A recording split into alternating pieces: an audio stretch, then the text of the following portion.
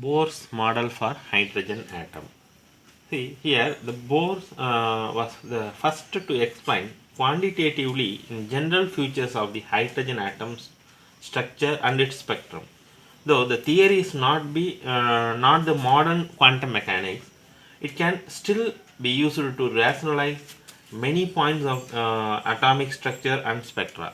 So Bohr model for hydrogen atom is based on some postulates. That is, the first one is the electron in hydrogen atom can move around the nucleus. So can move around the nucleus. In the circular path of the circular path of fixed radius and energy. So this path is called orbits. The stationary state, that's fixed state, that is the stationary states are allowed energy state. These orbital, that is the orbits are arranged concentrically around that nucleus. Then second postulate is the energy of an electron in the orbit does not change with time. However, the electron will move from a lower stationary state to higher stationary state when required amount of energy is absorbed by the electron or energy is emitted when the electron moves from higher energy, that is higher stationary to lower stationary state. So this is the equation, the higher energy to lower energy. The energy changes does not take place in the continuous manner. Then third one is the frequency of radiation absorbed or emitted when a transition occurs between the two stationary states that differ in energy by, that is the delta differ energy, change in energy delta E. The equation is the frequency V. The frequency V, the delta E divided by H, the Planck's constant, and energy E2 minus E1 divided by H. Here the E1, E2 are the energies of the lower and the higher energies allowed, that is the lower energy and higher energy. This expression is commonly known as the Bohr frequency. This is called Bohr frequency. Then the fourth postulate is the angular momentum of electron in a given stationary state, that is ME VR is equal to NH by 2 pi. Here the N is equal to 1, 2, 3 like this. So electron can move only in those orbita for which its angular momentum is the integral multiply of H by 2 pi. That is why only certain fixed orbitals are allowed. The details regarding the deviation, the derivation of the energy of the stationary state used by Bohr are quite complicated and will be discussed in higher classes. So, however, according to Bohr's theory of hydrogen atom, the first one, the principal quantum number, the stationary state for electron numbered n is equal to 1, 2, 3 like this. The integral numbers are called principal quantum numbers. We will discuss later. Then, the radii of the stationary phase are Rn is equal to n square A naught. Here, the A naught is 52.9 picometer. The radius of the first stationary state is called Bohr orbit, that is 52.9 picometer. Then normally the electron in the hydrogen atom is found in this orbit, that is n is equal to 1. As n increases, the ns increases, the value of R will increases. So in other words, that electron will present away from the nucleus. Then the most important property associated with the electron is the energy of that stationary state. En is equal to minus RH 1 divided by n square. Here n is equal to 1, 2, 3 like this. Here the RH is the Rayback constant. Rayback constant. So and it's the value is what here the RH value is 2.18 into 10 power minus 18 joule. The energy of the lowest state, also called ground state. So you have to apply this value in this formula. So the energy of the ground state E1.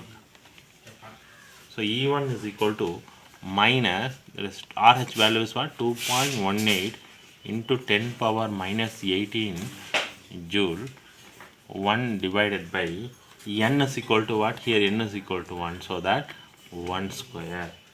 So the value will be minus 2.18 into 10 power minus 18 joule.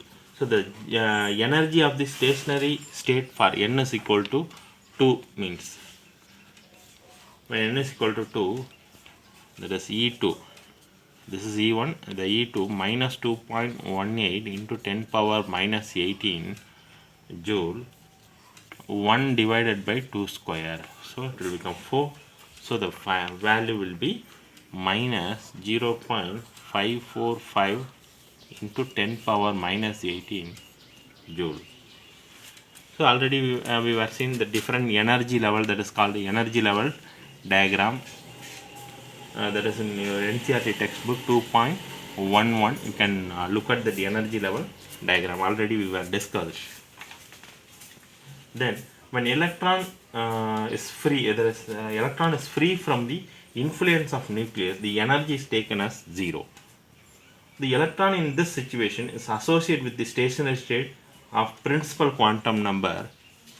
Principal quantum number is equal to n is equal to infinity, and is called ionized hydrogen atom. When the electron is attracted by the nucleus and is present in orbit, that is orbit n, the energy is emitted and its energy is lower.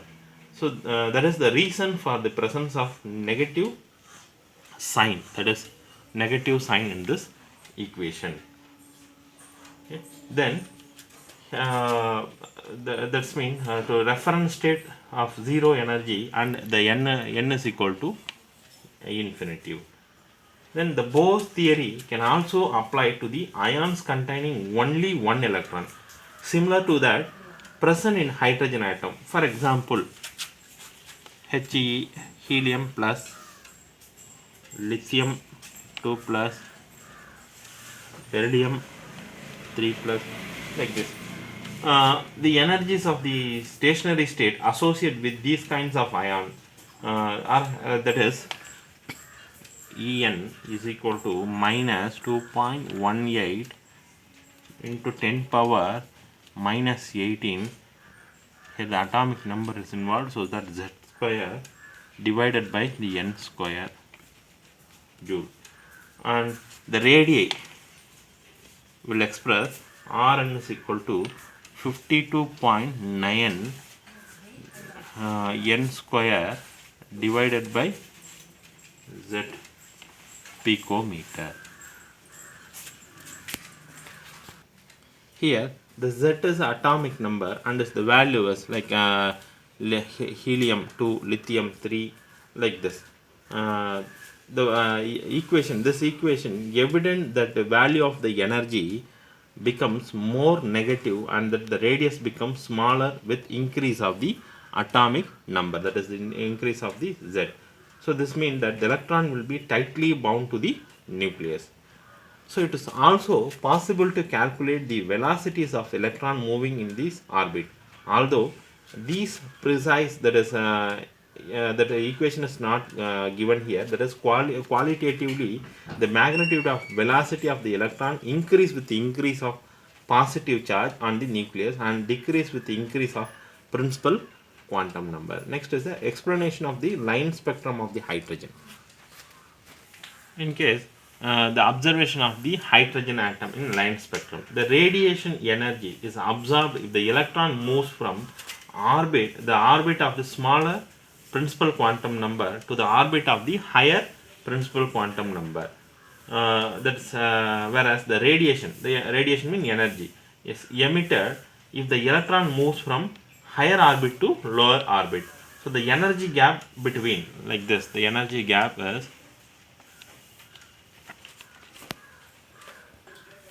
delta E is equal to EF minus EI, or E2 minus E1. So here, this already we were discussed. Already we discussed that En is equal to minus RH 1 divided by n square. Combining of this equation, that is, this is energy, different energy level. So this is final and the initial. So En is this. So delta E is equal to minus RH divided by n square minus RH divided by n square. That is for final and this is for initial. So here the n1 and n2 stands for the orbital, that is initial and the final orbital, that is n. You can write n1 n2 or nf ni, whatever it is. Then the delta E is equal to RH 1 divided by n square initial minus 1 divided by n square final. So the value already we know that 2.18 into 10 power minus 18, the RH value joule 1 divided by n square I minus 1 divided by n square f. So the frequency here, frequency we associate with the absorption and the emission of the photon. V is equal to delta E divided by H is equal to RH divided by H 1 divided by n square initial minus n square 1 divided by n square final. Here you can apply the value on RH, that is 2.18 into 10 power minus 18. The Planck's constant H value is, H is the Planck's constant, so 6.626 into 10 power minus 34 joule. This is joule second, and the remaining n square I minus 1 divided by n square f. Then after simplifying, you will be getting the value will be 3.29 into 10 power 15, and joule divided by joule second, that is, it becomes the hertz. The unit is changed to hertz. So in terms of wave number, that is, wave number is V bar. V by C is equal to RH divided by HC. So into 1 by n square I minus 1 by n square f. Already we got that RH by HC, the value is 3.29 into 10 power 15. C will be 3 into 10 power 8 meter second. Then 1 by n square I minus 1 by n square f. So after simplify the values, you will get 1.09677 into 10 power 7. Then 1 divided by n square I minus 1 divided by n square f meter inverse. So in case of the absorption spectrum, n, that is n2 is greater than n1 or nf is greater than ni. The terms of the parenthesis is positive and the energy is absorbed. On the other hand, in case of the emission spectrum, nef, that is ni is greater than nf. That is here the delta E is negative and the energy is released. Here already we were seeing that a equation, what is that, delta E is equal to minus, sorry, not minus, yes, RH 1 divided by n square I minus 1 divided by n square f. This, here the similar to that equation that is used by the Rydberg constant, derived empirically using the experimental data that is available at that time. Further, that each spectral line wherein the absorption or the emission spectrum can be associated to the particular transition in the hydrogen atom. So in case of large number of hydrogen atom, different possible transitions can be observed and thus leading to the large number of spectral lines. So the brightness or the intensity of the spectral lines depends upon the number of photons of same wavelength or the frequency absorbed or emitted. Then next is the limitations of Bohr's model. Here the limitation of Bohr's model, it fails to account for the final details of the hydrogen atom spectrum observed by using the sophisticated spectroscopic technique.